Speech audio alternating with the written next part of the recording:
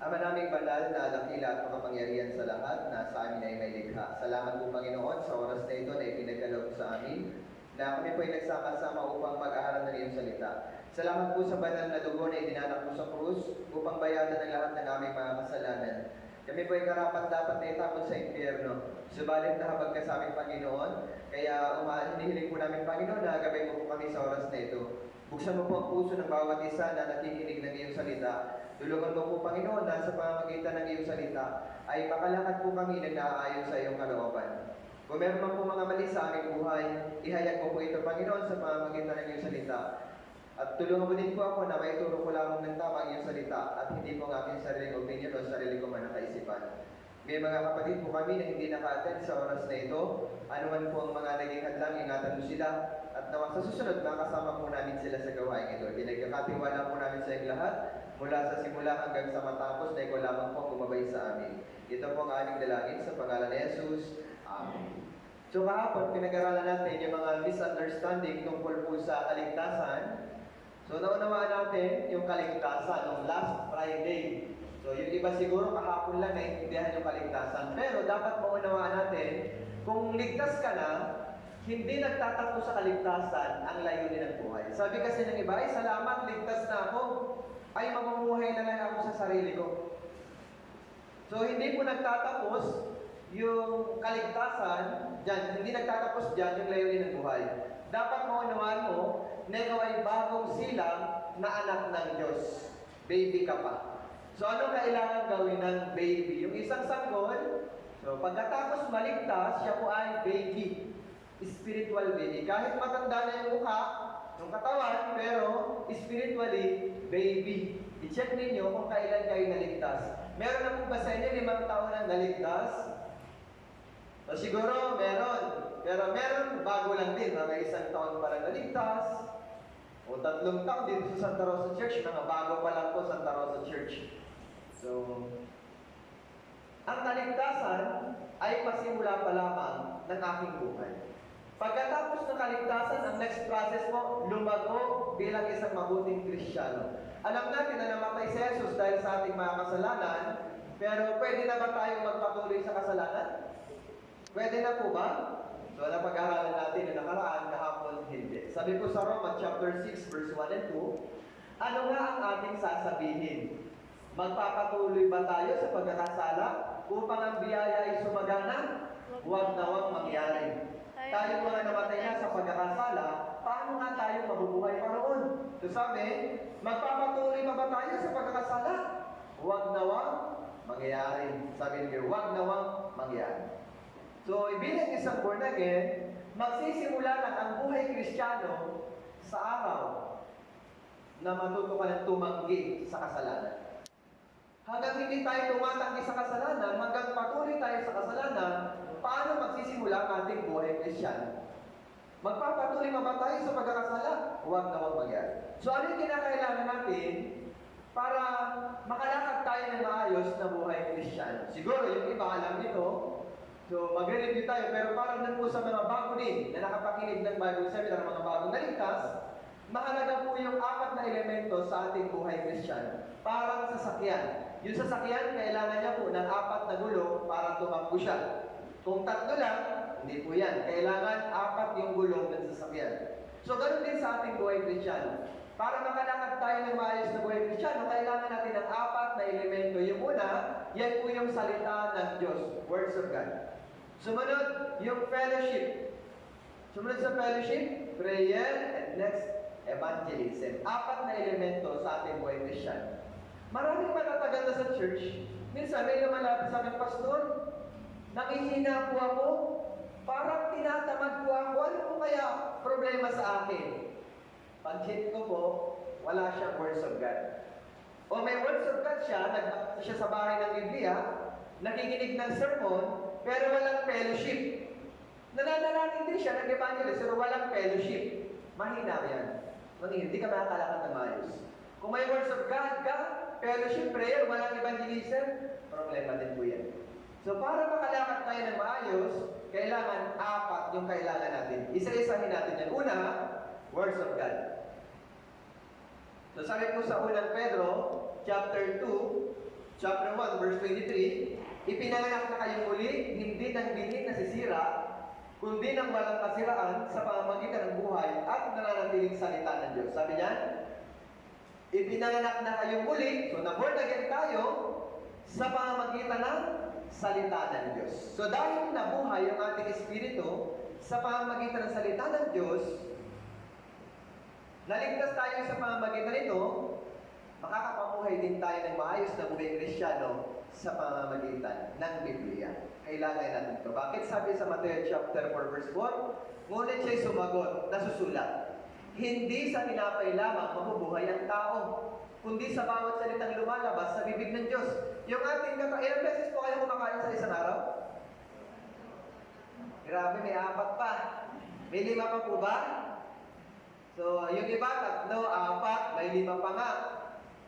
So, paano kung hindi kayo kumain sa isang araw, maghapon? Ano mangyayari sa katawan nyo? Kunyari, magtatrabaho, construction worker ka. Construction, mabigat na trabaho. Hindi ka nag-almusal. Walang kinain maghapon. Ano magagawa? Makakapagtrabaho ba siya? Matamlay po yan. Matamlay. Kung kumakain kayo 3 beses sa isang araw, kailangan din kumain ang inyong espiritu ng salita ng Diyos. Sabi, hindi lamang sa tinapay, nabubuhay ang tao. Yung tinapay, physical food, para yan sa ating katawan. Pero hindi lang daw dyan nabubuhay ang tao, kundi sa bawat salitang lumalabas sa bibig na Diyos. So, kailangan po natin ng words of God para sa ating espiritu. Kung walang words of God, hindi ka nag-attend ng linggo, okay lang ba? Pakiramdam ninyo? Okay lang? 2 linggong hindi nag-attend, okay lang? Hindi na. Para tayong isda. Yung isda, pag inalis mo sa tubig, patayan. Tayo po, kapag inalis yung words of God, hindi tayo makakapamuhay ng maayos ng buhay Kristyano. Minsan yung mga ginagawa natin, palpak, malayo yung isip natin, magulo yung isip natin. Bakit po? Kulang ng words of God. Napakahalaga niyan. I-check agad. Bakit kaya ako maghapon parang irritable ako? Bakit ang daming gumugulo sa isip ko? I-check. Wala kang kinain. Walang words of God. Yung gutom magtrabaho, ano yung isip? Parang pag nagutom ka po, mainitin ulo mo. Parang gano'n. Naranasan niyo na ba magutom? Parang hindi pa po eh. So pag nagutom ka, sobrang gutom, parang irritable ka, kaya na may mga nakabalik po sa gutom. Kung gutom din ang espiritu mo ng words of God, ganon din po spiritual. Hindi ka makakapamuhay na maayos. Kaya nga, napakahalaga, bilang bagong naligtas, sabi ng Biblia sa atin, gaya ng mga sanggol na bagong silang, ay mithiin ninyo ang malinis na spiritual na gatas, upang sa pamamagitan nito'y lumago kayo tungo sa kaligtasan. So sabi, gaya ng sanggol na bagong silang. Yung bagong silang ay bagong naligtas. Pagkatapos maligtas, mithiin ninyo ang malinis na spiritual na gatas. Yung spiritual na gatas, yan yung words of God. Upang sa pamamagitan, lumago kayo tungo sa kaligtasan. Ano lumago tungo sa kaligtasan? Sabi na, kailangan pala ng gawa para maligtas. So, hindi po yan yung kaligtasan ng katawan. Tapos na yun. Hindi yan yung kaligtasan ng espiritu. Yung kaligtasan ng espiritu, tinubos na tayo ng dugo ni Jesus. Yung lumago tungo sa kaligtasan, yan yung pagbabago ng ating ugali o ng ating pagkatao. Parang ganito yan, physical and spiritual. Yung baby po, yung sanggol, kailangan niya ng gatas.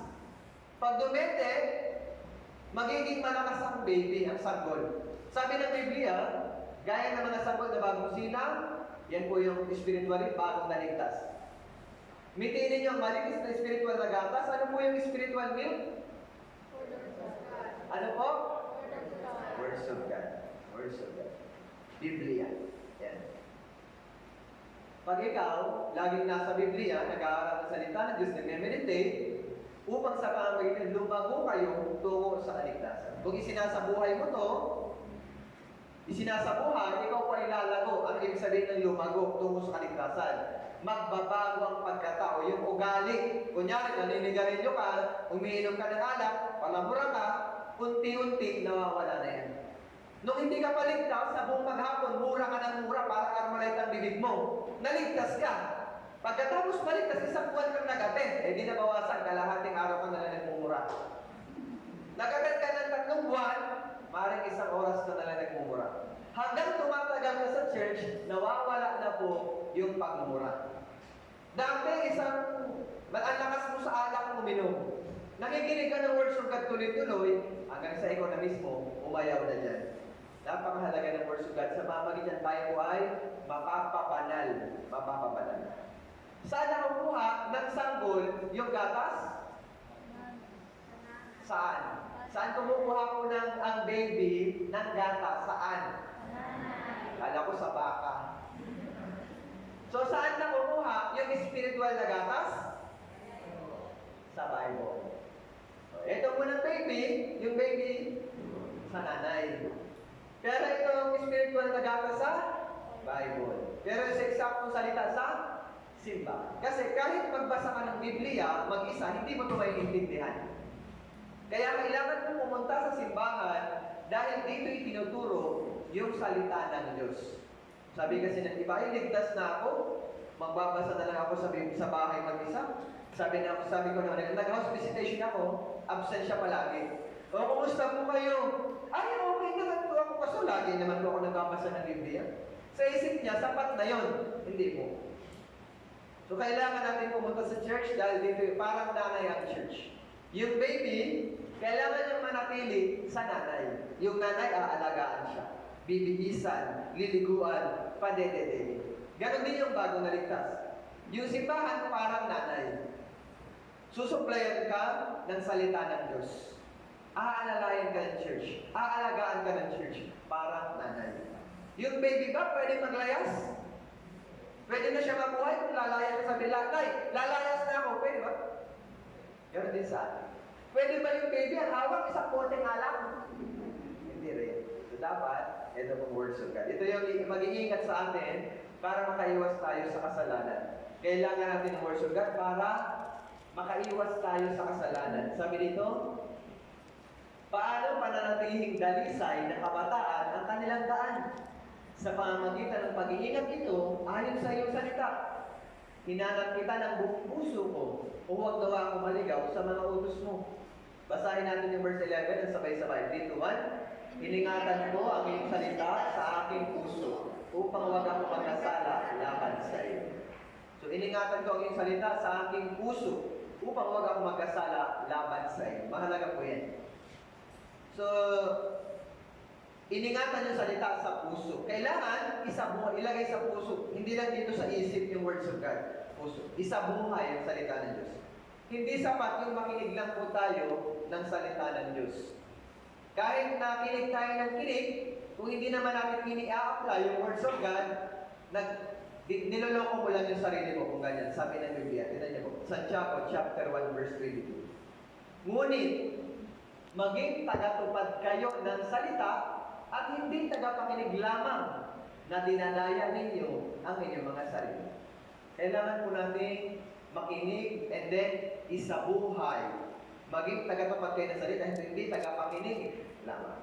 So tandaan po natin yan. Sa tuwing, siguro po sa sermon, hindi nyo naman yung mamememorize buong sermon. Kahit isa lang, meron kang maunawaan, pag uwi mo sa bahay, isabuhay mo.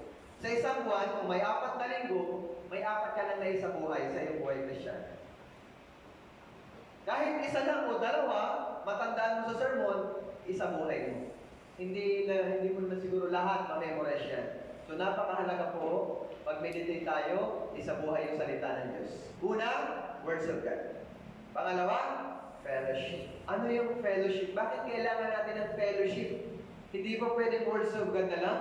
Yung fellowship natin, ito po ay sa Diyos. Ginagawa natin ito dahil pakikisama sa ating Ama at sa ating Panginoong Jesus. Sabi ng Biblia, ipinahayag natin sa inyo yang amang nakita at narinig upang kayo naman ay magkaroon ng pakikisama sa amin. At tunay na ang ating pakikisama ay sa Ama at sa Kanyang Anak na si Yesu Cristo. Sabi, tunay na ang ating pakikisama, fellowship, ay sa Ama at sa Kanyang Anak na si Yesu Cristo. Hindi po tungkol sa tao, kundi sa ating Panginoong Yesu Cristo. Kaya napakahalaga ng fellowship. Kaya bilang isang born again, kailangan manatili tayo sa fellowship. Kung nasaan yung pagtitipon, nandun dapat tayo. Sabi ng Biblia, kayo'y manatili sa akin at ako'y sa inyo. Gaya ng sanga na hindi magbubunga buwan sa kanyang sarili, malibang nakakabit sa puno. Gaya hindi naman kayo, malibang kayo manatili sa akin. Sabi ng ating Panginoon, kayo'y manatili sa akin at ako'y sa inyo. Gaya ng sanga na hindi, nagbigay po ang Panginoon ng example, sanga. Gaya ng sanga na hindi magbubunga buwan sa kanyang sarili, malibang nakakabit sa puno. Ang Panginoon po, inalin tulad sa puno. Tayo yung sanga. Para magbunga ang sanga, ano ang trabaho ng sanga? Para magbunga ang sanga, ano dapat gawin lang ng sanga?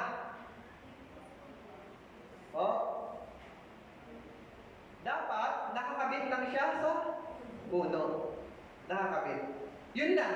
Kumabit ka lang sa puno, trabaho na ng ugat, supply, mga sustansya, papunta po sa sanga. And then yung sanga, magbubunga.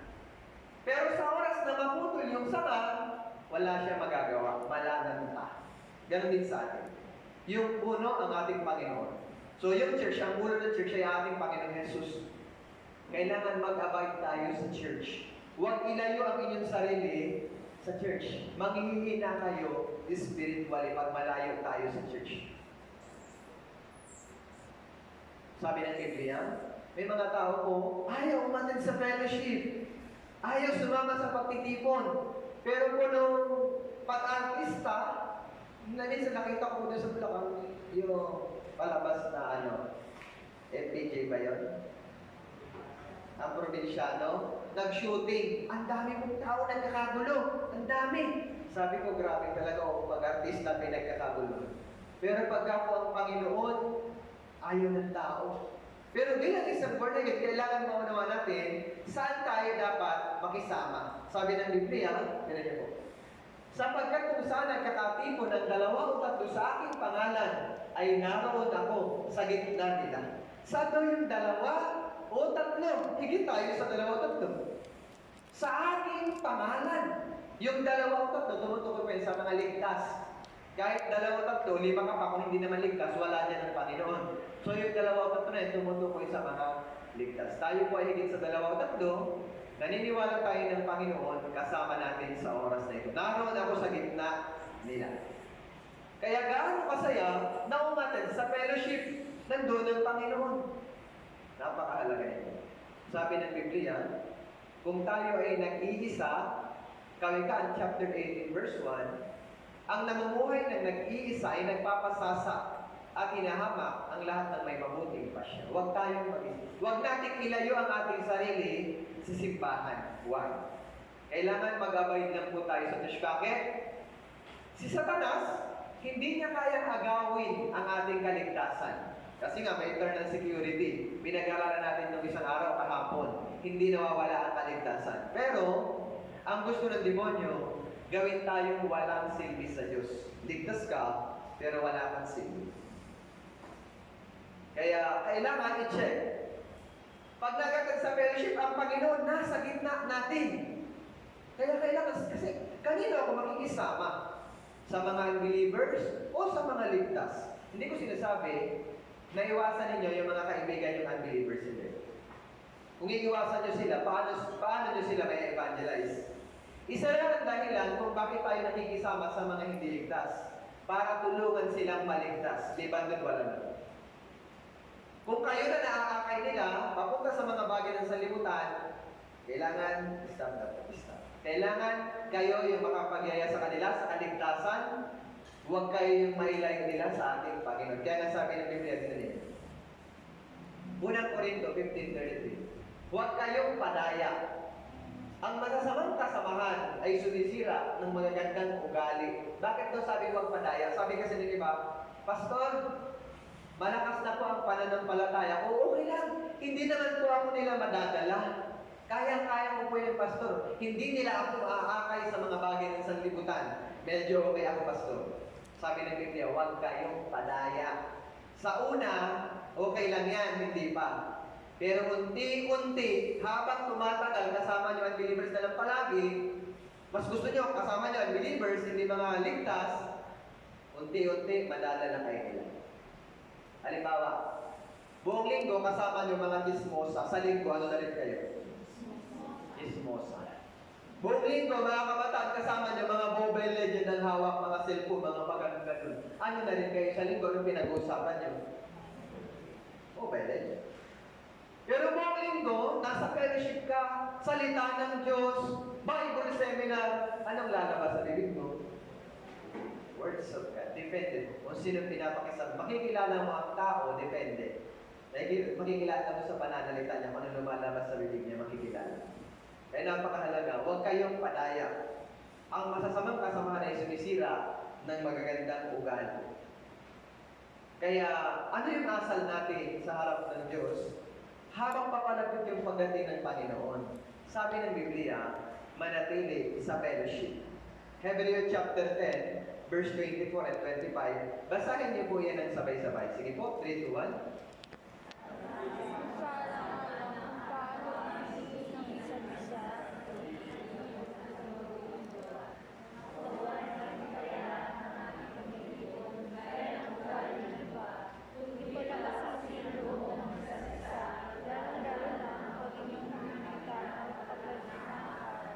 Huwag nating pabayaan ang ating pagtitipon. Huwag daw.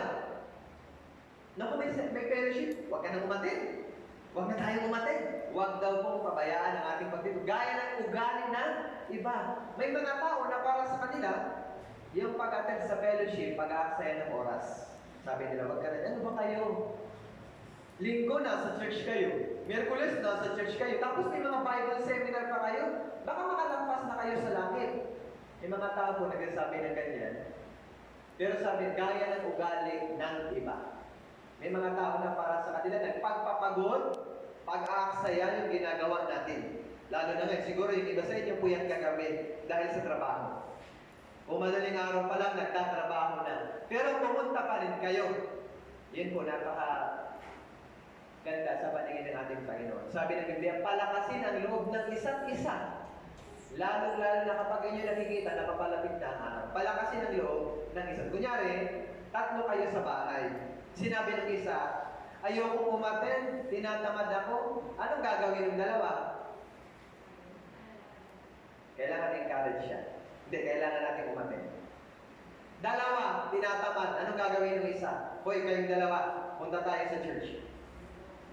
Palakasin ang loob ng isa't isa. Lalong-lalo na kapag inyo nakikita na papalapit na ang araw. Yung papalapit ang araw, yan yung pagdating ng ating Panginoong Jesus. Pag tayo malayo sa church, madali kayong matutokso ni Satanas. Napakahalaga. Kung alam nyo, maaalala nyo yung video na to, yung mga grupo ng bupalo, mabagal lang kung kumilos ang bupalo. Pero sama-sama sila. Yun po mga lobo,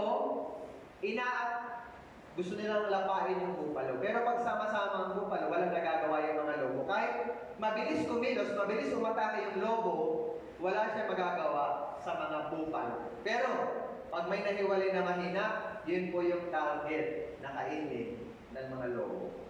Dito natin. 캐나다 북부의 오두 버팔로 국립공원입니다. 수백 마리의 근육질들이 이곳에 모여 삽니다. 하지만 이곳엔 이들을 노리는 동물이 삽니다. 늑대들이죠. 1대1로 맞붙으면 늑대는 절대 이길 수가 없습니다. 하지만 늑대들은 혼자서 사냥을 하는 게 아닙니다. 우리가 힘을 합쳐 사냥을 하면 거대한 동물과 맞설 수 있습니다. 하지만 들소 역시 수적인 우세를 무기로 내세웁니다. 우리야 사업사는 이유가 있지만 들소들은 왜 때로 다닐까? 엄마, 우린 왜 다 같이 가는 거예요? 마당소는 빨리 가고 느림소는 천천히 가지 않고. 같이 가야 느리고 약한 친구들도 보호할 수 있지. 혼자 살았다고 빨리 가면 하나씩 늑대가리로 말 거야. 아하, 그렇구나. 그리고 항상 누군가가 망보는 일을 맡죠. 늑대들이 들소 무리의 뒤를 따릅니다. 이들은 무리가 협동해서 추적을 합니다. 계속 목표물을 찾으면서요.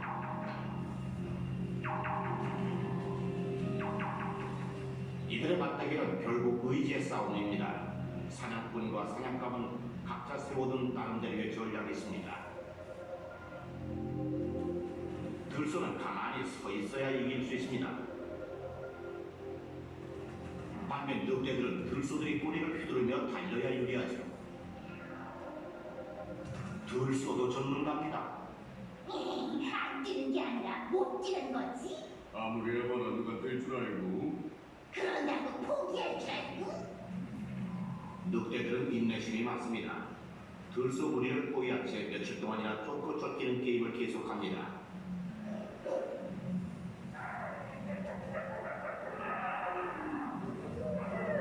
늑대는 들소들이 마구 질주할 때도 우왕좌왕하지 않습니다.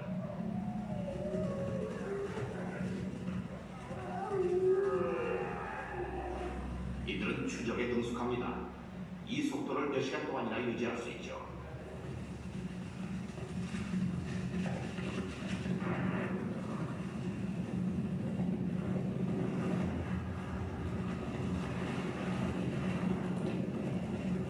늑대무리는 사냥의 주도권을 잡려고 했습니다.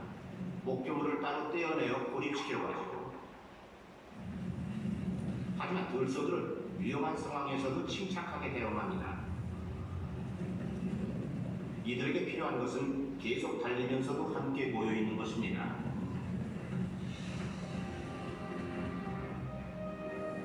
열 번 중 9번의 추적에서 들소들은 흩어지지 않은 채 달아납니다. 큰 몸집과 무리의 단결력 덕분에 들소는 이들 객과의 포식자들을 따돌릴 수 있었습니다. So nakita natin, pag yung baby buffalo nandun lang sa grupo, napoprotektahan siya. Kailangan manatili tayo sa church, mapoprotektahan tayo. Minsan, nalalayo tayo, o may mga ginagawa sa ito hadlang. Isa lang mahalaga, ano man mangyari, manatili tayo sa church. Manatili po tayo sa church. Kahit na pangit ang ating nangyari sa ating buhay Kristiyano sa simula, okay lang. Basta matapos yung ating Christian life, na maayos yung ating Christian life. Nakita ko si Samson. Kilala niyo si Samson sa Bible? Si Samson, ang pangit ng simula niya sa kanyang Christian life. Ano yung kasalanan ni Samson? Nahulog siya kay Delilah. Pero alam niyo, magugulat kayo, kahit na pangit yung simula sa Christian life ni Samson, natapos maganda. Bakit? Nasa chapter of faith siya. Nasa Hebrew chapter 11. Kaya okay lang pala, kahit may mga mali, basta meron tayong puso na isa, gusto ko matapos yung Christian life ko. Maging maayos ako sa harap ng Diyos. Pero si King Saul, magugulat kayo, si King Saul, maganda sa simula, hari. Pero sa huli, na-disqualify siya. Na-disqualify si Saul. Wala siya sa chapter of faith. Pero si Samson, kahit na pangit sa simula, natapos naman ang maayos yung kanyang buhay Christian. Mahalaga, manatili tayo sa church. Sunod ko, prayer. Panalangin. Napakahalaga. Kung yung salita ng Diyos ay pagkain, yung prayer, paghinga sa ating buhay Christian. Pag tumigil kang huminga, patay ka.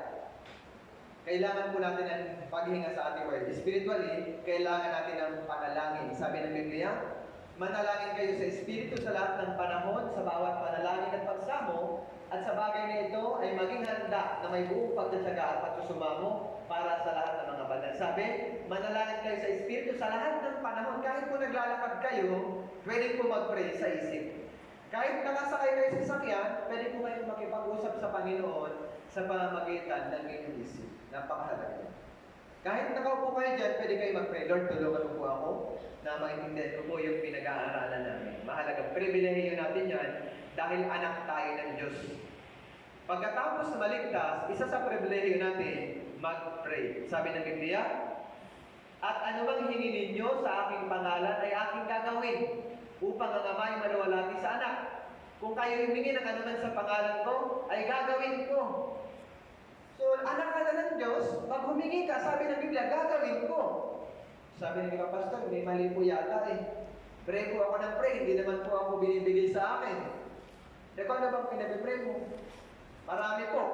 Gusto ko po, isa na po, gusto ko maraming pera. Hanggang ngayon, mahirap pa rin ako. Pero sabi ng Biblia naman, kung kayo na naman sa pangalan ko, gagawin ko. Sabi ko lang, bigyan mo naman ako ng kayakanan. O kung ano, Lord, lahat ibigay mo na sa akin. So minsan, parang ganun, parang inisip natin ako, paano kaya ito, humingi na naman sa pangalan ko, pero iningi ko sa Diyos, di naman sa akin binigay. Minsan, may mga pinagpipray tayo na hindi nangyayari. Maaari na pwede magantay, or pwede na hindi ka pa pwede, hindi pa pwede sa'yo. Halimbawa, yung 2 years old na bata, 1 year old, humingi ng kutsilyo.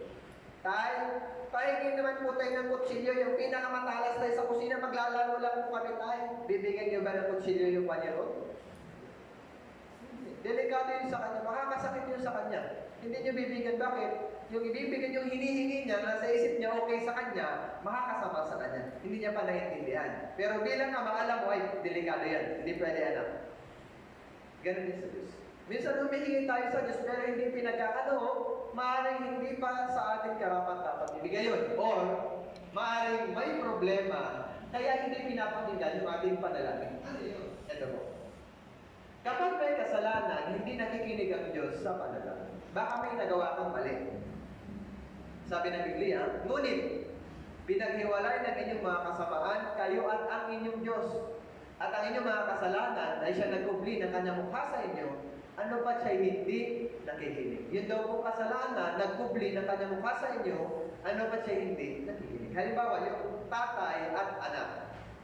Yung anak, may kasalanan sa tatay. Hindi nagsasorry. Sabi ng anak, tay, ibili mo ako ng laruan, ibibili agad ng tatay. Na, may kasalanan ka pa, mag-sorry ka muna. Pero yung isang anak, napakabait, masunuring bata, magalang. Alam niyo po, hindi pa siya kahit hindi na siya magsabi sa tatay, ibibili siya ng tatay ng laruan. Ay, ang bait naman ng anak ko, ibili ko nga ito ng laruan. Kasi kahit hindi na siya magsabi, magpupusa na yung tatay. Parang ganyan po. Pag may mali sa ating buhay, kailangan natin i-check. Bakit? Pinagpipilit ko yung pamilya ko maligtas. Hindi, maligtas-ligtas. So, maaaring sa dalat kapag meron tayo kasalanan. Kaya anong dapat natin gawin kapag tayo nakakagawa ng kasalanan? 1 John chapter 1 verse 9. Sabi, kung ipinapahayag natin ang ating mga kasalanan, siya ay tapat at banal na magpapatawad sa ating mga kasalanan at tayo ililisi sa lahat ng kalikuan. So pag nakagawa tayo ng kasalanan, pupunta ba sa impyerno? May impyerno pa rin? Wala. Nag-aaralan natin kahapon. May palo, walang impyerno. So ano dapat natin gawin? Kung ipinapahayag natin ang ating kasalanan, siya ay tapat at banal na magpapatawad sa ating kasalanan. Araw-araw tayo nagsusorry. Araw-araw. Pag nakagawa naman, Lord, sorry po. Panginoon, sorry po. Tulungan mo po ako na mabago ko na yung ganito kong ugali. Lord, ganito talaga ugali. Pero Lord, tulungan mo ako. Alam ko, hindi ko kayang baguhin ang sarili ko. Pero Lord, tulungan mo po akong mabago. Baguhin mo ako, Panginoon. And then, isa mo yung salita ng Diyos. Upang tayo linisin sa lahat na kalikuan. So, kailangan natin araw-araw mag-sorry. Pag hindi nag-sorry, hindi makikinig ang Diyos sa ating panalangin. So, kaya tayo, palagi po yan. Araw-araw. So, prayer, napakahalaga po yan. Tatlo. And thus, sa apat na elemento, evangelism. Napakahalaga ng evangelism. So, kahapon, kung naligtas, di ba, ligtas na tayo. Ano yung trabaho natin pagkatapos na maligtas? Sabi ng Biblia, at sinabi niya sa kanila, humayo kayo sa buong sanlibutan at inyong ipangaral ang ebanghelyo sa lahat ng nilikha. Ito po ay utos ni Jesus bago siya umakyat sa langit. Inyong ipangaral ang ebanghelyo sa lahat ng nilikha. Madali ito o mahirap? Para may pangaral ang ebanghelyo, kailangan tanggihan natin yung ating sarili. Sa pangaral ng ebanghelyo po, kailangan ng matinding sakripisyo.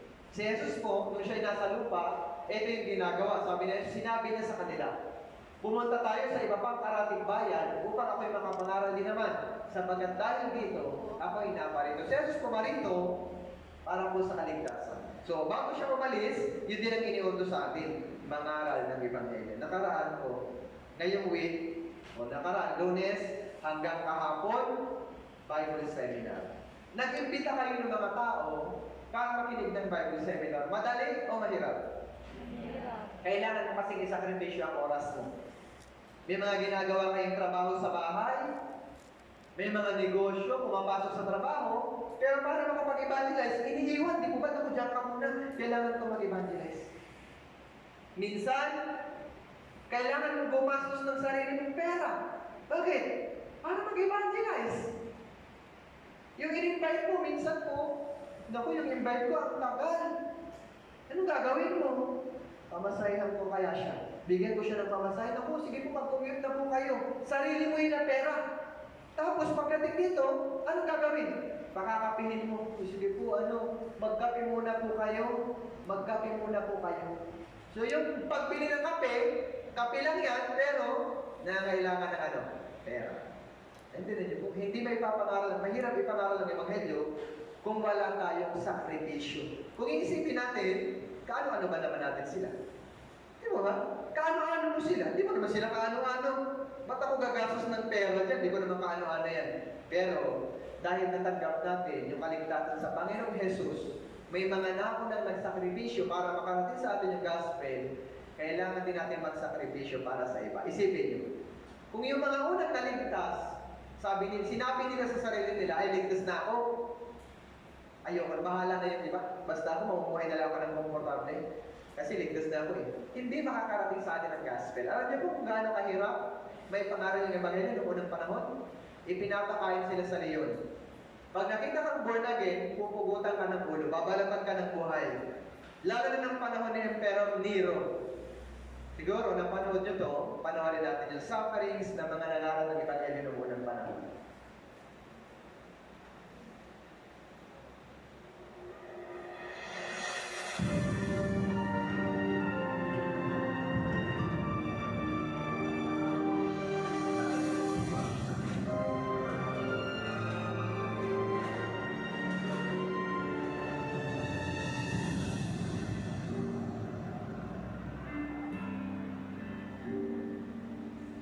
내 눈물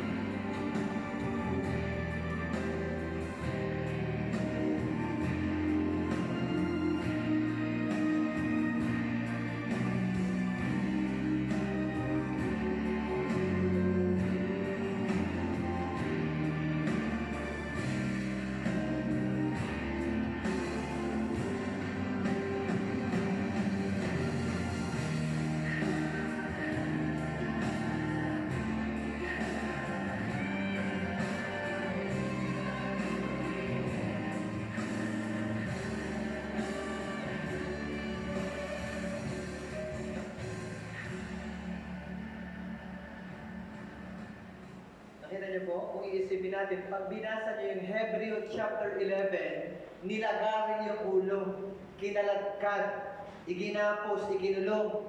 Grabe po yung sakripisyo ng mga nauna sa atin. Kung tumigil na sila, hindi makakarating sa atin yung gospel. Kaya may utang tayo sa kanila. Paano natin mababayaran? Mag-evangelize po tayo. Pag may Bible seminar, yan po ang pinaka-busy panahon. Hindi dapat tayo natutulog, nagpapahinga lang sa bahay. Kailangan kumilos. Bakit po? Isipin niyo yung sakripisyo nila. Nakakahiya sa kanila kung hindi tayo gagawa. Kaya nga, napakahalaga ng sakripisyo sa loob ng simbahan. I-share ko lang kasi ngayon bago lang po kayo sa Santa Rosa Church. Hindi ko po alam kung ilang taon pa lang. Pero si Pastor, San Roque po ang naunang pastor. Pero ipag-pray ko po, sana, mas lalo tayong lumaki dito sa Santa Rosa Church. Sa ngayon po, nakita ko, pinipick up tayo. So, sa una po, ganyan. Pero, kailangan magkaroon tayo ng vision. 1 taon, 2 taon mula ngayon, wala nang sundo. Bakit po? Kailangan magsakripisyo tayo papunta sa church. Bakit kailangan magsakripisyo? Yung mga tao nagsakripisyo, yung Panginoon nagsakripisyo para sa atin. Sa ngayon, okay lang yan. Kasi, halimbawa, si Pastor Samro lumipat. May Pilipino pastor na pumalit. So, minsan, naiiba na po yan. Ako po ba lipat sa San Jose del Monte? So, kaya, Korean din po yung pinalitan ko. So, pagpalit ko, medyo sa budget, hirap kami. Kaya ginawa namin, inalis na po namin yung sundo o iba-iba pa. Sabi ko, brothers and sisters, mag-sacrifice kayo. Kasi sino magmamalasakit sa bansang Pilipinas? Koreano o Pilipino talaga dapat? Pilipino. Tayo po ay naligtas sa ating sariling bansa sa tulong ng mga Koreano. Pero hindi po habang buhay, nandyan sila. Kailangan, matuto tayo mag-isipin natin na, Santa Rosa Church. Tayo makatayo sa ating sarili pa. Kasi baka pag umuwi sila, kaya natin. Kailangan magkaroon tayo ng gano'ng vision pagdating ng panahon.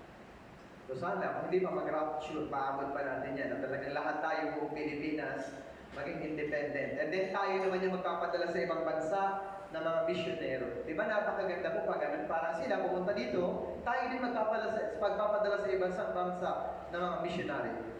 So sa pangalan ng Ebanghelyo, kailangan talaga ng sakripisyo. Mas maraming sakripisyo, mas i-bless ka. Mas pagpapalain ka ng Diyos kung mas marami kang sakripisyo. May mga gumagawa dito na hindi natin nakikita. Maring iba, pagdating natin, ang linis, wow! Pero hindi natin nakikita. Sino kayo naglinis? Pero yung mga naglilinis, yung mga matago na hindi nakikita gumagawa, i-bless mo kayo ng ating Panginoon. Iba, yung maagang pumupunta, naglilinis, dun sa tanghali na darating, magkaiba sila. Iba-iba tayo. Depende po. Iba-iba ng sakripisyo yung bawat isa. Iba-iba yung ganting matatanggap. Depende po sa ating sakripisyo. Si Jesus, nangaral siya ng Ebanghelyo. Ganun din sa atin. So ano ba isusukli natin sa Panginoon? Tulungan natin yung mga tao sa paligid natin na hindi pa naliligtas. Tingnan niyo po, sabi ng Biblia. Ito po ay isang nakakatakot na salita o napakasakit na salita. Sabi, kung ang sino man ay hindi kumakalinga sa kanyang kamag-anak, lalong-lalo sa kanyang sariling sambahayan, binanggihan niya ang pananampalataya at siya ay masahol pa sa hindi mananampalataya. Kung wala ka daw pakialam sa kamag-anak mo, kapamilya mo, ligtas ka na, hindi mo sila ini-evangelize, masahol ka pa sa hindi mananampalataya. Bakit masahol pa? Yung unbelievers, yung hindi mananampalataya, hindi nila alam yung kaligtasan, ikaw alam mo. Alam mo, hindi mo sinabi. Pag pumunta sila sa impyerno, parang ikaw na rin yung nagtulak sa kanila sa impyerno. Sabi nga, kung yung kapamilya mo may sakit na cancer, alam mo yung gamot, hindi mo binigay, parang ikaw na rin yung pumatay sa kanya. Kaya nga may mga doktor, may magagawa yung doktor, alam niya kung paano gamutin, hindi niya ginamot. Anong tawag sa doktor na yun? Mamamatay tao, doktor. Ganun din sa atin. Kung mahal talaga natin ang isang tao, ang maitutulong natin, hindi lang kung pera, kaligtasan. Kung mahal niyo ang isang tao, ang unang ibahagi natin, kaligtasan. Bakit? Kahit na may pera siya, kung pupunta naman siya sa impyerno, ano silbi? May dalawang magkaibigan, siguro ano yung kwento, magkaklase. Lagi sila magkasama, araw-araw. Nagkakwentuhan, naglalaro, lahat may nag-uusapan nila. Yung isa born again, yung isa hindi.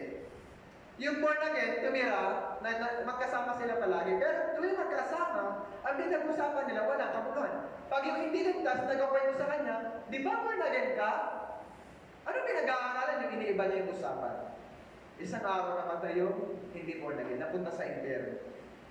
Tapos sumulat siya mula sa impyerno, dun sa kanyang kaibigan. Alam niyo kung ano laman? Dun sulat niya sa kanyang kaibigan kasi hindi siya in-evangelize. Check ko lang. Dito po isang kathang isip. Pero panoorin natin, may makukuha tayo dito para. What if? Ang title, What If? What if you had a friend who died without knowing Jesus as their personal savior? What if he or she went to hell? What if one day you received a letter in the mail from beyond? A letter from hell.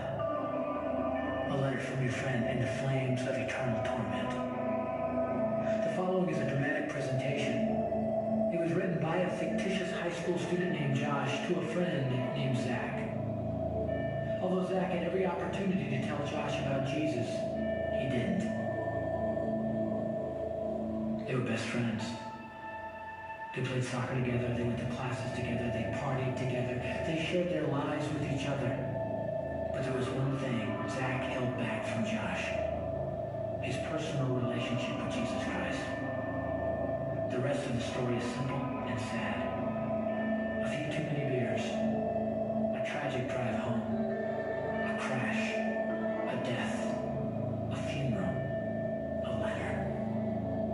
Here is that letter in its entirety. A letter from hell. Dear Zach, I died today. It's a lot different than I expected. You see, I always thought dying would bring me into a world that's foggy and hazy. But this place is crystal clear. It's even more real than my life on Earth. I can think. I can talk. I can even feel. Right after the wreck, I could feel my spirit leaving my body. It was the weirdest thing, Zach. I thought I heard you screaming out to me, man. I must have been just imagining things. At first, I was just standing in line, getting registered, I guess. They asked me for my name. I began to look in this thing they call the Book of Life. I guess they couldn't find it, though, because this huge angel standing next to me grabbed me by the arm and started dragging me away. I was terrified. I had no idea what was going on. I asked the angel where he was taking me, but he didn't answer. So I asked him again. Finally, he told me that only those whose names were written in the Book of Life could enter heaven. And the rest would be condemned to hell forever. I was scared. The angel threw me into some kind of holding cell where I've been sitting and thinking for a long, long time. Do you want to know what I've been thinking about? I've been thinking about you. Zach, you're a Christian. You told me so yourself. I mean, we talked about it 3 different times today. Kelly brought it up, and you laughed it off. Coach Adams brought it up, and you changed the subject. I mean, it came up right before the wreck. Well, the question I can't get out of my mind is this, Zach. Why haven't you ever told me about how to become a Christian? I mean, you say you're my friend, but if you really were, you would have told me about this Jesus and told me how to escape this terrible place that I'm headed for. I can feel my heart pounding in my chest. The angels who have been chosen to cast me in hell are coming down the hallway. I can hear their footsteps. I've heard of this hell, Zach. They call it the lake of fire. I can't stand it, Zach. I'm terrified. The angels are at the door. Oh, no. No! They're coming in, and they're pointing at me. They're grabbing me and carrying me out of the room. I can already smell the burning sulfur breath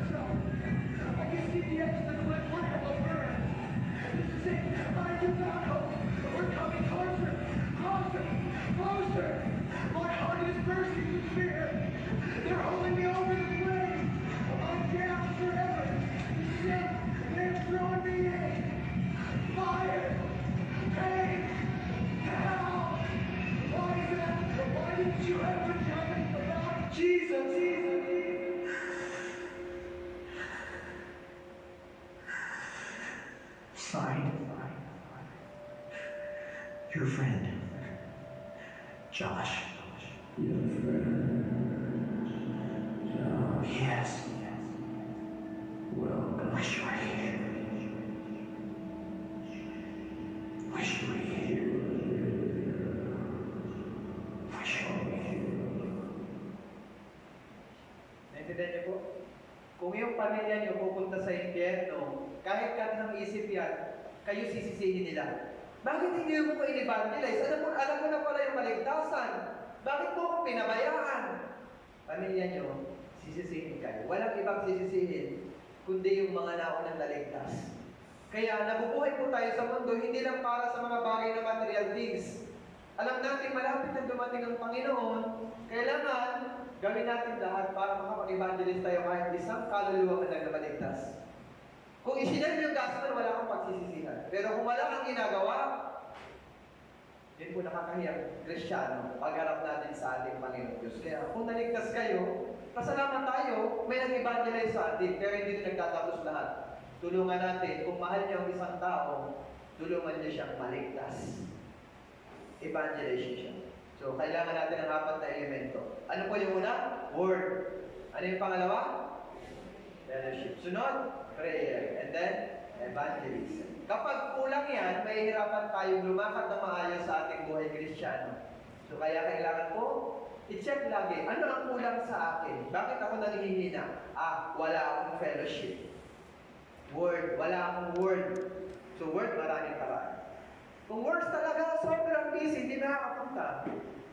Meron tayong recorded Bible seminar. So wala nang palusot ang tao. Maraming paraan para makinig ng words of God. Pero syempre, iba pa rin yung nakikinig ka ng live. Di ba? Iba pa rin yung live. Di ba sabi nga, pag nanood ka sa Manila Zoo ng mga animals, at yung animal sa TV, magkaparehas ba yung pakiramdam nyo? Animal sa TV, animal sa zoo. Iba ang pakiramdam, di ba? Pag nakita mo yung buhay talaga, mas excited ka. Pag sa TV lang, wala lang. Ganun din. Iba din yung online, iba yung live. Iba yung pakiramdam. Ganun pa man, gawin natin yung best na makipakinig ng salita ng Diyos. And then, sikapin ko po, medyo late tayo nag-start, pero to be sure kung matapos natin itong tatlong yugto ng kaligtasan. Yung kaligtasan, may tatlong yugto. Kung hindi natin ito naiintindihan, magkakaroon tayo ng pagkalito sa kaligtasan. So sabi ng Biblia, sa Mark chapter 4, verse 26 to 28, sinabi niya, ang kaharian ng Diyos ay gaya ng isang taong naghasik ng binhi sa lupa. At natutulog at bumabangon siya sa gabi at araw. Sumisibol at lumalakad binhi na hindi niya nalalaman kung paano. Ang lupa mismo nagpapasibol sa halaman. Una ang usbong, saka ang uhay. Pagkatapos ay ang uhay na hindi sa putik. So may example na halaman. Tanim. Ang lupa mismo ang nagpapasibol sa halaman. So ibinigay na example halaman. May proseso daw yung paglago ng halaman. Una, usbong.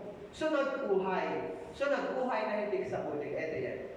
Sumisimbolo po yan sa tatlong yugto ng kaligtasan o 3 stages of salvation. Una, usbong. Pag sinabing usbong, diyan nagsimula ang buhay. Nagkamugat, ibig sabihin na buhay. Pagkatapos niya, ilang buwan, magiging uhay, sisibol yan. Ilang buwan pa, magbubunga na yan. So unahin natin muna yung unang yugto ng kaligtasan, usbong. Ibig sabihin ng usbong, justification. Yan yung kaligtasan ng ating espiritu. Nagsimula yung buhay. Ang ibig sabihin yung patay ng espiritu, nabuhay. Ibig sabihin niya, inaring ganap ka na. Sabi ng Biblia, unang Korinto, chapter 6, verse 11, at ganyan ang ilan sa inyo noon. Subalit nahugasan na kayo. Ginawa na kayong banal at inaring ganap na kayo sa pangalan ng Panginoong Jesucristo at sa Espiritu ng ating Diyos. Sabi, inaring ganap na kayo. Nalinis tayo. Kaya niya nangyari, yan po yung kaligtasan ng ating Espiritu. Sabi ng Biblia. Sabi ko dito, hindi niyo siya nakita, kaya may inyong iniibig. Bagamat ngayon ay hindi niyo siya nakikita, kaya may inyong sinasampalatayanan. At kayo nagagalak na may galak na hindi maipaliwanag at kuskus na pangalatian. Na inyo tinanggap ang bunga ng inyong pananampalataya, ang kaligtasan ng inyong mga kaluluwa. So yung kaligtasan ng kaluluwa, yan po yung unang yugto ng ating kaligtasan. Kaligtasan ng Espiritu. Naintindihan niyo po? Naunawaan? Hindi po yan sa pamamagitan ng gawa. Di po ba? Paano naligtas yung ating espiritu? Ano yung pinagpag-usapin? Dugo ni Jesus. Walang hanggang katubusan. Nung nalaman mo yun yung araw na naligtas ka, nabuhay ang iyong patay na espiritu. May spiritual birthday. Kung kailan mo naunawaan yung kaligtasan. Sabi ng Biblia, Colossians chapter 1 verse 6, na dumating sa inyo, gayon din naman. Kung paano ito ay namumunga at lumalago sa buong sanlibutan, ay gayon din naman sa inyo.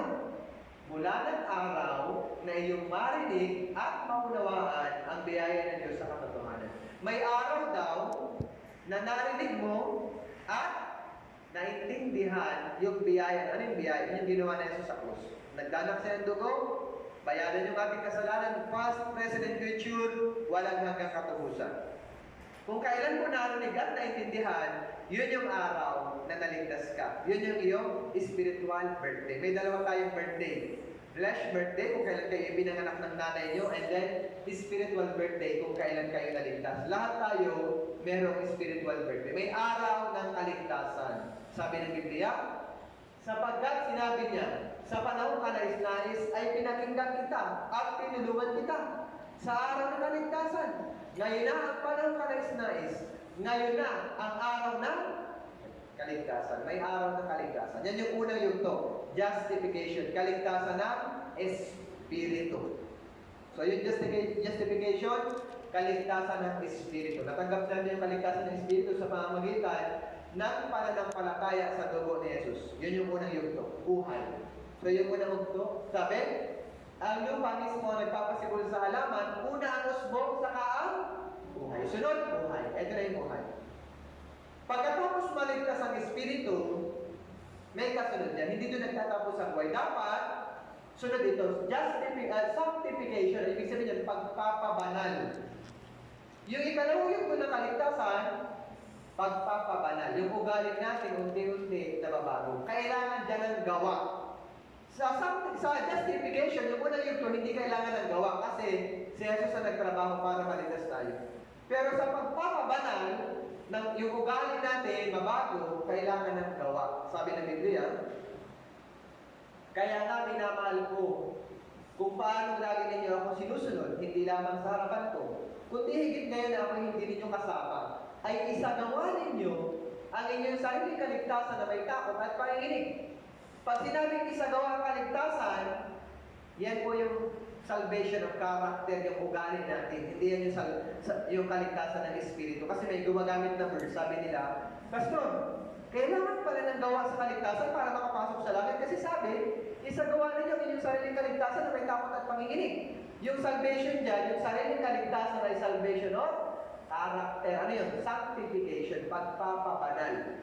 Pagkatapos na maligtas, mabago dapat yung ugali. Ibig sabihin, lumalago tayo. Kailangan lumago. Kung naligtas ka kahapon, baby ka. So, dapat hindi dahabang buhay, baby ka. Okay lang ba yung anak ninyo, 15 years old na nakadiaper pa? Okay lang sa mga magulang? O 15 years old na, sinusubo pa yung labi, tapos gusto pa rin bumapang. Kapag gano'n ang baby, mag-aalala ang magulang. Ganun din sa inyo. Kapag tumagal kayo, nakadiaper, hindi pa rin lumalago, mag-aalala ang church.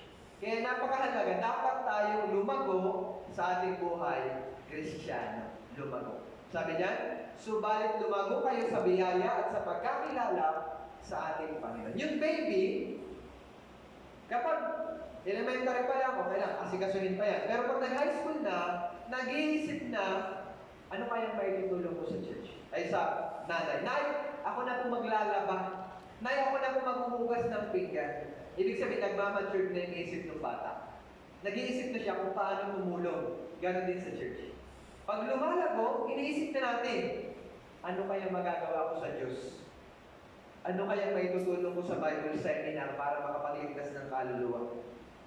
Ano kaya ang kulang sa simbahan? Nag-iisip tayo ng gano'n pag lumalago yung ating buhay Kristiyano. Hindi na lang tayo yung inaasikaso, kundi tayo na rin yung aasikaso. Tayo na yung tutulong sa gawain ng Diyos. Kaya, para lumago, pinag-aralan natin kanina, ano kailangan natin? Spiritual na gatas. Yan po yung salita ng Diyos. Napakahalaga niya sa ating buhay Kristiyano. Yung words of God. So, pagkatapos po, kung tayo ay magiging masikap sa ating buhay Kristiyano, masipag kang gumawa para sa Diyos, meron niyang gantimpala, sabi ng Biblia. Ako'y malapit ng dumating at dala ko ang aking gantimpala upang gantihan ang bawat isa ayon sa kanyang ginawa. So, yun po, gantimpala, individual. Walang group reward, individual. Ayon sa kanyang ginawa. Hindi sinabing ayon sa kanilang ginawa. Kaya kailangan maging masipag po tayo pagkatapos na maligtas sa ating buhay Kristiyano. Sabi ko nga, mas maraming sakripisyo, mas ibibless kayo ng Diyos. Doon po sa amin, may pilay na brother. Ganyan po siya. Ang hakbang niya po, ganito lang siguro, is 1/5 lang yung hakbang niya. Ang nilalakad niya po, 1.5 kilometro papunta sa Diyos. Wala po kaming sundo. Ang dinadaanan ko, may dinadaanan ganito, banging ilog na po yun. Ganun, nag-iisip ako, sabi ko, grabing tao ko. Kaya alam ko, tinanong ko yung brother, nung tinanggal namin yung pick up, sabi ko sa mga brother, sorry po, yung budget po natin, mag-iipon tayo ng budget para sa construction ng building natin. Huwag muna po tayo mag-pick up kasi wala tayong pampaayos ng sasakyan pag nasira. Tipid muna tayo. Pero sabi po ng mga sister, okay lang po. Bakit? Bakit po kayo, Pastor, yun nga pong brother eh. Si brother, nakakapunta sa church, kami pa kaya. Naisip ko yung brother na yun na gano'n na yung hakbang niya, nakakarating siya 1.5 kilometro papunta sa church. Sa isip siguro niya, parang wala siyang nagagawa sa church. Kung tatanungin mo siguro siya, Pastor, wala ako eh. Wala ako nagagawa, pero hindi. May tulong siya sa church. Anong tulong niya? Nagsisilbi siya ng encouragement sa mga brothers and sisters. Nagsisilbi siyang kalakasan sa iba. Kasi siya nga nakakarating, ano pa kaya yung ibang kompleto. So, napakahalaga. Kaya sa isip ko, mas marami siyang gantimpala. Minsan nga, nahihiya ako sa kanya eh. Sabi ko, grabe talagang sakripisyo ng tao nito. Kaya sabi ng Biblia, kaya mga kapatid kong minamahal, kayo'y maging matatag, hindi nakikilos, na laging sagana sa gawa ng Panginoon. Yamang nalalaman ninyo na hindi, walang kabuluhan ang inyong mga gawa sa Panginoon. Lahat ng ginagawa niya sa Diyos, hindi yan mababaliwala. Naka-record yan. Naka-record. Pero lahat ng ginawa niya sa mga bagay na sa liputan, walang record yan sa Diyos. Ang may record yan sa Panginoon, yung ginagawa niyo para sa Panginoon. Susuklihan niya ng gantimpala pagharap niyo sa Kanya. Kaya saan tayo dapat mag-busy sa gawain po ng Diyos? Maglaan tayo ng oras. Yung sakripisyo para sa Diyos, Bible Seminar, DVD Bible Seminar, gawin natin. Isang kaluluwa ng baligtas, libo-libo ang nagpapalakpakan sa langit. Next, sunod, buhay na hilig sa buhay. Pagkatapos na umugat, nagkabuhay, lumago, magbubungan. Ang ibig sabihin ng salvation of body o glorification, hindi pa yan nangyayari. Ngayon, nasa sanctification pa lang tayo, wala pa po tayo dito. Ito yan, yung bunga na yan, pagbabago ng ating katawan. Yung baga, sa rapture, kukunin yung ating katawan, magbabago. Yung ating katawan, hindi talaga yan. Hindi tayo ito, babaguhin tayo. Kaya minsan may mga problema sa katawan, nagpapaliposuction. Huwag na.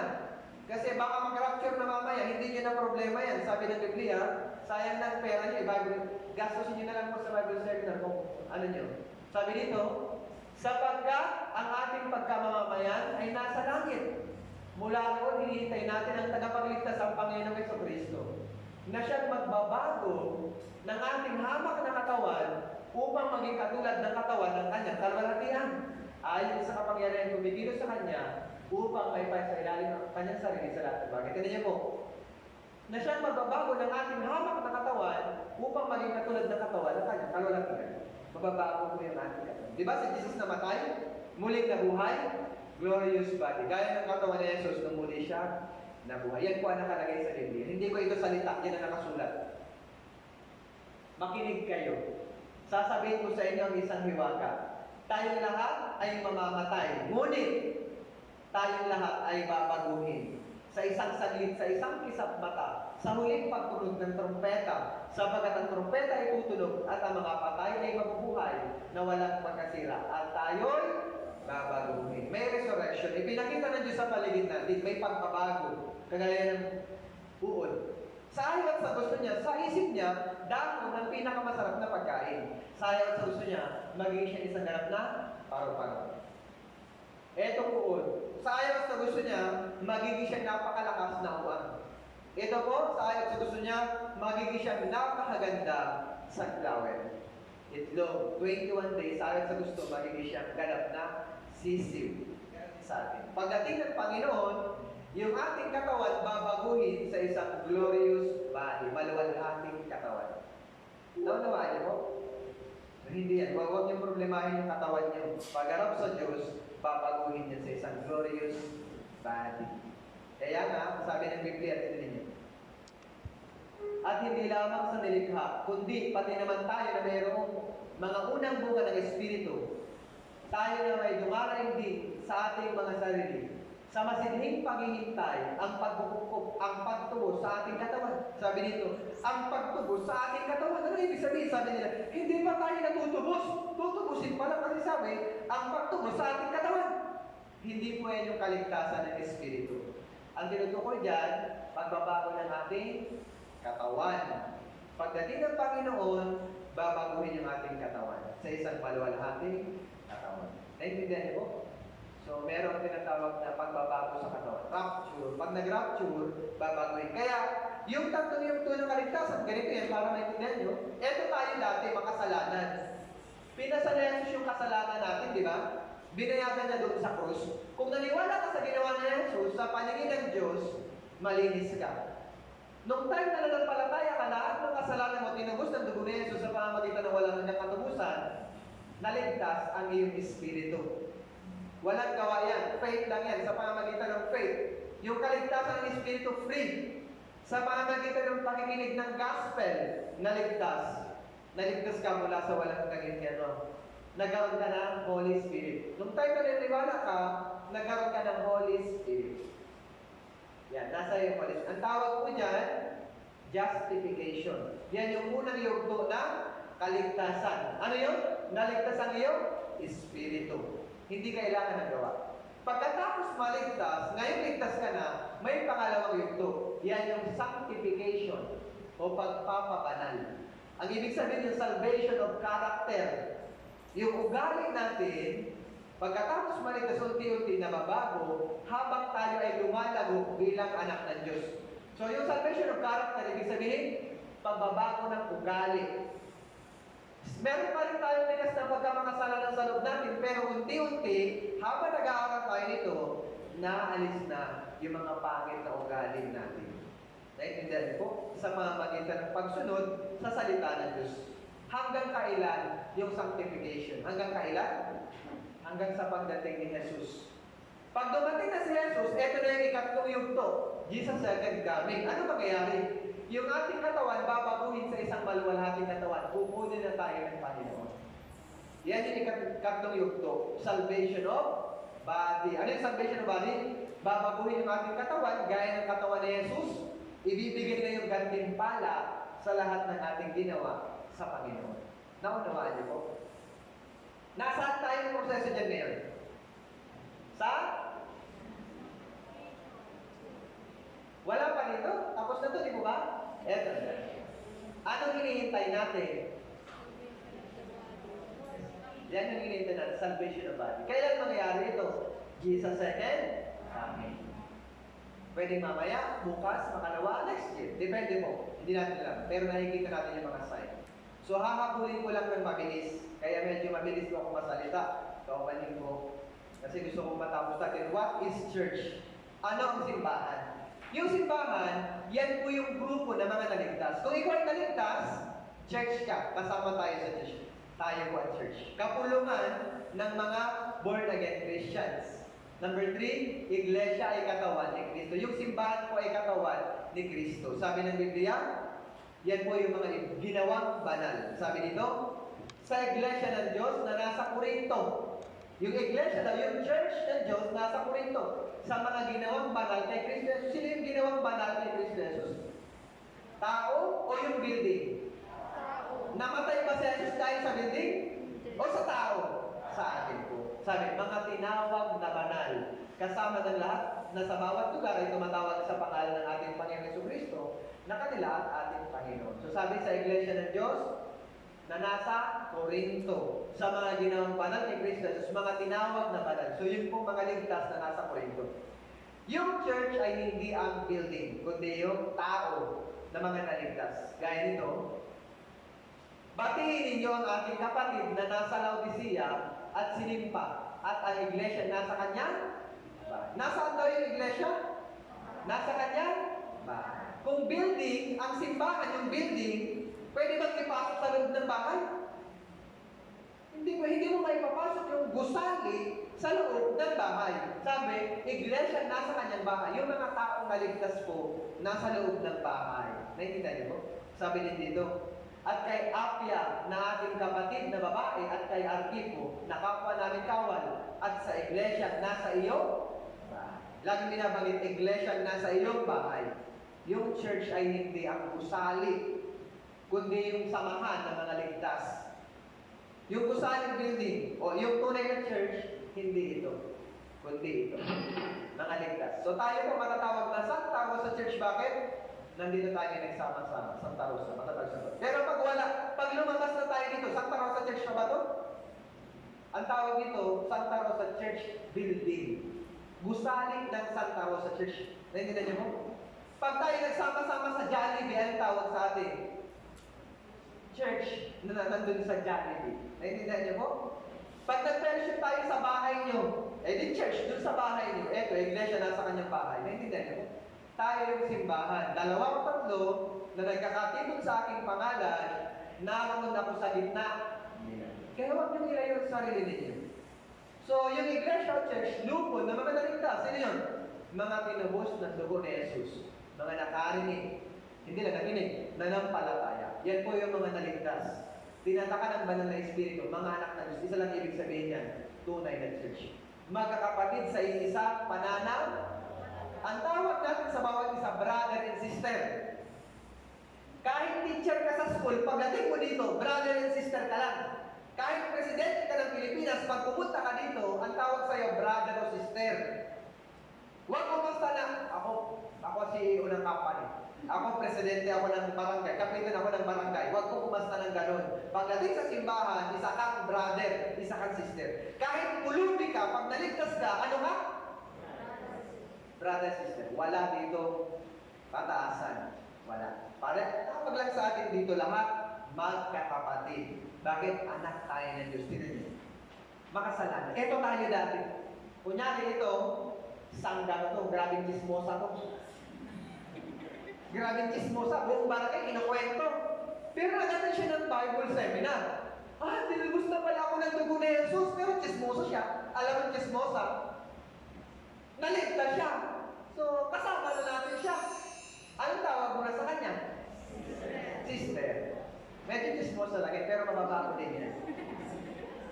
Huwag niyong problemahin yung pagiging chismosa. Kalimutan niyo, hindi na mahalaga yung buhay niya dati. Huwag niyo nang isip, ay dati chismosa yan, hindi na mahalaga yun sa Diyos kasi pinatawad na siya ng Panginoon. Huwag nang tingnan yung dating buhay. Ang mahalaga, ligtas siya, kapatid siya. Naintindihan niyo po? Ito din isa, talagang ito, grabe yung vision ito. Mamamatay tao, pero po, naligtas siya. Naniwala siya sa dugo ni Jesus. Mamamatay tao talaga siya, pero po, brother na siya dahil ligtas na siya. Naintindihan niyo po? Hindi tayo doon. Wala pong division sa church. One division. Ano yung division? Minsan may narinig ako, gusto kong kasamahin yung mga matataas ang ay kayo kung makipag-usap sa mga nonsense. Dito ako. Ang kapelaship ko lang yung may mga sense. Ayoko sa mga nonsense. So sila lang nag-uusap-usap mga brainy daw sila. Yung iba naman, kami yung mga dito, mga pulubi yan. Huwag tayong dumikit yan, mga pulubi. Tayo, mag-level. Hindi ko yan ka-level. Sa church po, walang level, walang background. Sa church lahat ay pantay-pantay, lahat tayo minubos ng dugo ni Jesus. Kaya pag nakita niyo isang brother na ligtas, okay, akayin niyo, brother yan. Kahit judge po sa Korea, kahit judge na brother natin, pag summer retreat nagpa-parking. Judge yan nagpa-parking, narinig ko po sa sermon. Nakikita siya ng mga empleyado niya, nandyan. Si sir, judge. walang judge. Once na nasave ka po, anak ka ng Diyos, magkakapatid tayo. So, yung born again, samahan ng mga ligtas. Kaya sabi, ingatan ninyo ang inyong sarili at ang buong kawan. Sa kanilang inilagay kayo ng Espiritu Santo na mga tagapangasiwa upang pangalagaan ninyo. Tingnan niyo po, ang iglesia ng Diyos na binili niya ng kanyang sarili, ano po yung ipinagbayad ng Diyos sa iglesia? Dugo. Kanyang sariling dugo. Kaya wala tayong karapatan na hamakin ng isang brother o sister. Hindi kayo namatay sa isang brother. Si Jesus ang namatay. Minsan, habang tumatagal tayo sa church, pwedeng tumaas ang ating puso. Pwede sa, bakit mo ginawa? Pwede sigawan natin ng isang kapatid. Bakit mo ginawa yan? Bakit ganyan? Wala tayong karapatan dyan. Hindi tayo namatay sa Kanya, kundi ang Panginoong Jesus. Ano man yung mali niya, ipag-pray. Wala tayong karapatan humatol. Naunawaan niyo po? Ipag-pray si brother, ipag-pray si sister. May pinagdadaan na siya, ipag-pray. Alalayan siya dahil kapatid siya.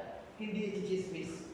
Kayo po, kapag ang pamilya niyo may nagawang mali, ikinukwento niyo sa kapitbahay?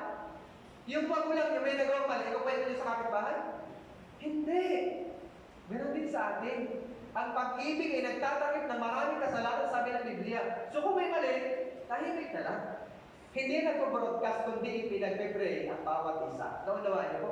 Dapat maunawaan natin, lahat tayo hindi perfect. Ano? May perfecto ba sa inyo? Wala. Dahil hindi tayo lahat perfect, kaya tayo nandito sa harapan ng salita ng Diyos. Kung perfecto tayo sa palagay ko, hindi na natin kailangan to. Perfect ka na eh. Pero dahil hindi tayo perfect, kaya kailangan natin mag-aral ng Biblia para unti-unti mapabanal tayo. Naunawaan niyo po? Napakahalaga nito sa atin. Kaya sana, huwag magtanong. Tanggapin lahat. Kahit sino pa yan, pumunta dyan, akayin, papasukin natin, alalayan natin.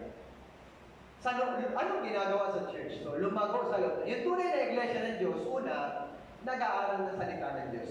Kaya ginagawa natin. Nakikipag-fellowship, nag-evangelize, nananalangin. Sa pamamagitan niyan, sa iglesia, lumalago ang tunay na pananampalataya. Dito tayo mag-grow. Naunawaan niyo po? Kaya sana, huwag natin ilayo ang ating sarili sa loob ng simbahan. Bakit? Si Jesus po ang ulo ng simbahan. Tayo yung katawan, si Jesus ang ulo. Sabi dito, at sa kanya ay inilagay ang lahat ng mga bagay sa ilalim ng kanyang mga paa. At ginawa siyang ulo ng lahat ng mga bagay sa iglesia na siyang katawan niya. Ang kabusbusan niya na bumubusbus ng lahat sa lahat. Tingnan niyo po, ginawa siyang ulo. Sino yung ulo? Si Jesus. Sabi ng Biblia, na siyang ulo sa makatuwid ay si Kristo. Si Jesus po ang ulo ng church. Hindi yung tao. Yung pastor, katawan lang tayo. Ang ulo, hindi yung pastor, kundi si Kristo. Bawat isa sa atin, bahagi ng simbahan. Iba-iba lang po tayo ng... Di ba yung katawan niyo, iba-iba? Kunyari ako ba, sabi ko siguro, bibig ako, nangangaral ako ng gospel. Yung iba paa, nag-evangelize. Yung iba mata, yung iba ilong. So iba-iba, yung iba-iba po ang parang kakayahan ng bawat isa. Pero pagkatapos na maligtas ka, bahagi ka ng iglesia. So iba-iba tayo ng talento. So hindi pare-pareho. Kaya walang inggitan yan. Iba-iba lang tayo ng role, ng part, pero hindi nag-iingitan. Kunyari, kamay, sabi nga, example. Eto, may relo. Etong kanan ko, nakasuot din yung relo sa kaliwa. May ingit ba siya? Uy, bakit hindi sa akin nakasuot? Gusto ko sa akin nakasuot. Kaya di ba? Ano gagawin niya? Isusuot niya sa kanya. Alam mo, ang ganda naman susuot. Okay yan. Aalala yan. Ganon din sa church. Sa church, walang inggitan. Wala. Iba-iba tayo ng trabaho, iba-iba ng talento, pero lahat mahalaga. Kailangan pakisamahan natin yung bawat isa. Kasi si Satan, isa lang gawa niya sa church. Tayong katawan, isa lang gusto niya. Sirain ang simbahan. Pag watak-watak tayo, hindi tayo makakakilos. Ano yung trabaho natin? Mag-evangelize. Yun yung role sa labas. Sa loob, anong trabaho natin sa loob? Mag-ibigan sa isa't isa. Dalawa yun. Dito sa loob ng church, magmahalan sa isa't isa. Kailangan tanggapin natin yung isa't isa. May mga tao na gusto sila lang nag-uusap, hindi po. Dapat lahat kasama nyo. Lahat pakisamahan nyo. Kasi kung kayo lang, Pag nag-away kayo, wala ka na ibang kausap, ayaw mo na umatid sa church. Dapat lahat po pakisamahan.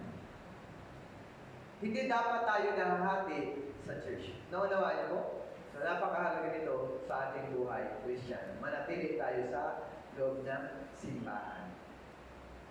So, binili tayo, dapat maunawaan nyo, pagkatapos maligtas, hindi mo na pag-aari ang buhay mo. Basahin niyo po ito ng sabay-sabay. Sige po, 3, 2, 1. Umuwi pa ninyo nalalaman ang inyong katawan ay templo ng Espiritu Santo na nasa inyo, na tinanggap ninyo mula sa Diyos. Kayo ay hindi sa inyong sarili, sapagkat kayo ay nililig sa halaga, kaya walahin ninyo ang inyong katawan ng Diyos. Kayo hindi sa inyong sarili. Dati, sarili niyo ang nasusunod. Ngayong ligtas ka na, hindi mo na pag-aaral ang buhay mo. Kayo'y binili sa isang halaga. Ano yung ipinambayad din sa sayo? Dugo. Luwalhatiin ninyo ng inyong katawan ng Diyos. Dapat, unti-unti, yung Panginoong Diyos na masunod sa ating buhay. So, hindi na yung ating sarili. So, ngayon, nalabanan niyo yung sarili. Pwedeng, bago kayo umalis sa bahay, naglalaban yung sarili. Matulog na lang kaya ako. Medyo alagalit, wala si Pastor Sako. Tulog na lang kaya ako. Sarap kaya matulog ko. Kaya gawin ko na lang yung gawain ko. Marami akong gagawin. Pero ang ginawa niyo, iniwanan niyo. Tinanggihan niyo yung sarili niyo. Sinunod niyo yung kalooban ng Diyos. So, naka-points kayo ngayon. Sana, sa mga susunod pa, lagi tuloy-tuloy natin gawin yan. Hindi na yung sarili natin yung masunod. So, last, dahil kulang tayo sa time, ulitin ko po. Kaya, mga kapatid kong minamahal, kayo'y maging matatag. Hindi nakikilos, na laging sagana sa gawa ng Panginoon. Yamang nalalaman ninyo na hindi walang kabuluhan ang inyong gawa sa Panginoon. Lahat ng ginagawa natin para sa Diyos, hindi sayang. Huwag kayong manghinayang. Yung time, body, pera, yan, oras, walang sayang dyan. Once na ginamit niyo yan sa Diyos. Yung pagpunta nyo dito, hindi yan sayang. Bakit? May record ka sa Diyos.